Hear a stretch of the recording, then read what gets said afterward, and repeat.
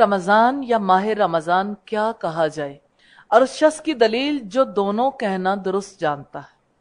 سیدنا ابن عمر کہتے ہیں کہ میں نے رسول اللہ کو یہ فرماتے ہوئے سنا کہ جب تم رمضان کا چاند دیکھو تو روزے رکھنا شروع کر دو، اور جب تم عید الفطر کا چاند دیکھو تو روزہ رکھنا ترک کر دو، پھر اگر تمہارا مطلع ابر آلود ہو یعنی بادل چھا جائیں تو تم اس کے لیے اندازہ کر لو، یعنی 30 دن پورے کر لو۔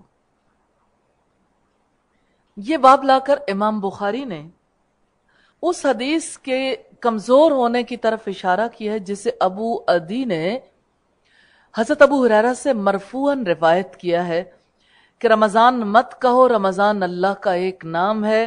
اس کی سند میں ابو معاصر ہے، وہ ضعیف الحدیث ہے۔ لفظ رمضان نبی کریم کی زبان مبارک سے ادا ہوا، اور شہر رمضان الذی انزل فیہ القرآن، یہ قرآن حکیم کی آیت ہے کہ رمضان کا مہینہ ہے جس میں قرآن نازل ہوا۔ اس سے ثابت ہوا کہ دونوں طرح سے اس مہینے کا نام لیا جا سکتا ہے، جیسے رمضان کا مہینہ یا رمضان یا ماہ رمضان۔ یہ صحیح بخاری کی روایت ہے، والیوم 3 پیج 173 پہ۔